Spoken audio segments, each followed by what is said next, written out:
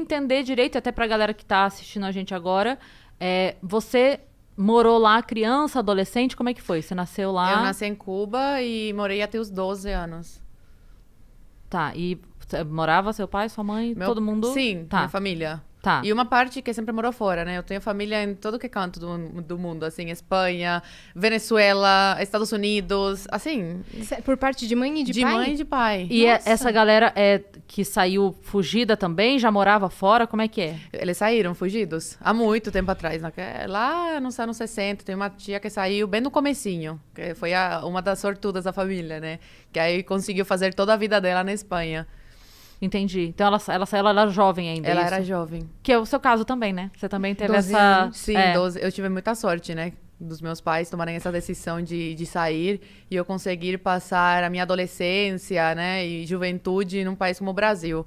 Cheio de oportunidades e muito mais do que Cuba, né? Como foi, assim, esse momento pra eles tomarem essa decisão? Cara, que meu pai, ele é engenheiro em telecomunicações eletrônica. E ele era o chefe de ETEXA. ETEXA é rede de telefonia, quem cuidava da telefonia. E da internet, que na época era completamente proibido. Meu pai, nessa época, tinha acesso. Pra você ver o cargo que ele ocupava. E Ele tinha acesso à internet? Ele tinha. Ele cuidava do acesso da internet da cúpula, né? E dos turistas. Turistas não, mas pessoas que vinham de outros países para conferências, essas coisas, reuniões com a cúpula do governo. E aí, quando você chega nesse patamar assim muito alto no trabalho, você precisa virar do Partido Comunista de Cuba, você tem que entrar. E aí começaram a sondar meu pai, jogaram na parede e falaram, olha, você tem que entrar pro Partido Comunista de Cuba, está na hora, que não sei o quê. E aí meu pai como que ficou enrolando, não podia falar um não direto, senão perdia o emprego e ainda ia ser perseguido, ele e toda a família. Então ele entrou em contato com a prima dele, brasileira, e ela fez uma carta oficial convidando ele para vir pro Brasil. Foi em 2005 isso. Imagina, é muito mais complicado do que é agora para sair de Cuba. E aí, deu tudo certo, a carta deu certo, meu pai deixou minha mãe grávida, da minha irmã do meio, me deixou com 5 anos, e veio pro Brasil. Aí, era para ele ficar 3 meses de visita, ele não contou para ninguém que ia ficar, obviamente, sua família sabia. Ficou 3 meses e aí ficou ilegal, até completar 1 ano, que ele falou, olha, eu tenho que fazer alguma coisa, tenho que pegar os documentos, né, a documentação, para conseguir começar a papelada para trazer a minha mulher. Uma pausa. Enquanto isso, vocês lá, já que ele tinha Sim. saído meio fugido, como é que foi pra vocês lá? Rolou alguma coisa Não, de... nada. Tá. Nada. Não aconteceu nada. Aí, só que assim, ela não podia entrar no país. Se entrasse, ela seria preso. Então, não podia entrar. Agora, E não vocês sei, não se atualmente. falavam? Poucas vezes. A gente tinha acesso, minha mãe tinha acesso a e-mail, através de um amigo dele, que trabalhava em ETEXA também, que emprestava o e-mail para minha mãe se comunicar com meu pai, ou com meus primos que trabalhavam num programa parecido com o Mais Médicos, e eles também tinham acesso na época a e-mail. Aí minha mãe pegava o e-mail deles e mandava, Tá. se comunicava com meu pai através disso. E aí meu pai veio pro Brasil, nesse período ele ficou ilegal aqui, até completar 1 ano. Completou 1 ano, foi a Polícia Federal, porque não dava mais para ele ficar assim, sem documentação e tal, e pediu asilo político. Aí ele ficou aqui como exilado político. Depois de quase 4 anos, ele conseguiu tirar minha mãe de Cuba. Aí minha mãe veio pro Brasil, deixou eu e minha irmã em Cuba com os nossos avós. Eu tinha 9 anos e minha irmã 3 na época. Nossa. E aí minha mãe veio pra cá, reencontrou meu pai, e nesse período, minha mãe engravidou da minha irmã caçula, que eu falo que é o presente das nossas vidas. E aí depois de quase 3 anos, conseguiram tirar a gente de Cuba. Meu pai conheceu a minha irmã do meio com 5 anos, voltou a me ver com 12.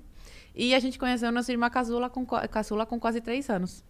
Então, assim, basicamente essa história. Mas no meio é muita burocracia, muita Foi coisa, 2010? né? 2011. 2011. Ele saiu em 2005. E só conseguiu reunir toda a família em 2011. Meu Deus. Agora, é assim, você contou que seu pai tinha um cargo relativamente importante e aí ele deveria ter um salário melhor do que outras pessoas do país. Então eu quero dizer assim, como Menos era... pior. Menos pior. Então é por isso que eu quero perguntar, assim, mesmo sendo menos pior, como era a vida de vocês? Como foi essa infância? Onde vocês moravam? Como era a casa? O que você lembra? A gente morava na casa da minha bisavó. Tá. Da minha bisavó. muito antiga, caindo aos pedaços. Tanto que depois, meu Deus, caiu literal aos pedaços. A nossa vida era confortável, se comparado com a vida de um cubano que não tem um cargo tão alto. Mas mesmo assim é de muita pobreza, muita escassez.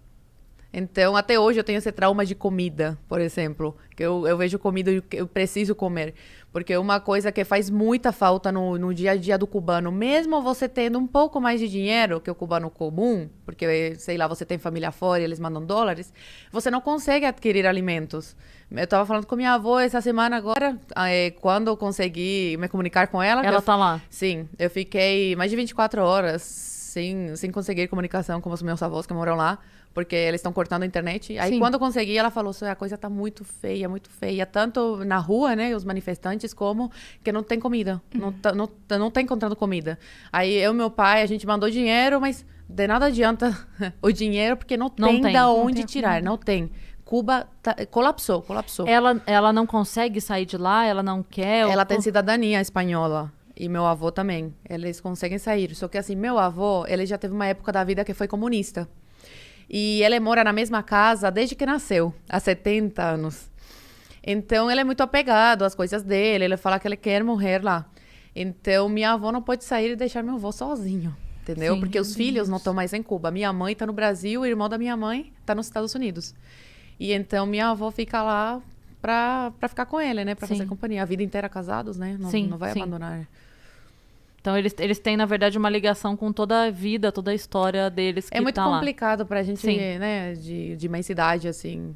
Uma nova realidade tão diferente, né? Porque meu avô, quando veio aqui, ele estranhou muito a realidade do Brasil. Ele já veio pra cá? Ele já veio, a gente já trouxe. E ele ficou como, assim? Não, assim, quando a gente levou numa churrascaria, por exemplo, gente, foi a primeira vez na vida que ele foi numa churrascaria. Na época, ele tinha 60 e poucos anos. Meu Deus. Ele ficava chocado com tudo, mas também ficou chocado com como você tem que trabalhar aqui. Né? Em Cuba, as pessoas trabalham o mínimo, assim, porque a vida é miserável. Então, por mais que você trabalhe, você vai ter uma vida miserável. Então, tem gente que foda-se, eu não vou trabalhar. Entendeu? Porque trabalhando ou não faz diferença. Exatamente. Por isso que eu falo que se eu morasse em Cuba, cara, eu ia ser uma vagabunda. Porque eu não ia fazer nada da minha vida. Eu não ia querer fazer faculdade, nada. Pra quê? Pra vida miserável, que o cubano leva, mesmo tendo cargo e tudo. Você estaria indo pra rua agora? Estaria presa. Provavelmente. Muito antes disso, porque desde cedo já comecei, né, com a minha língua. Eu lembro... Desde os 16 anos, né, que eu tô na internet falando sobre isso. Né, então,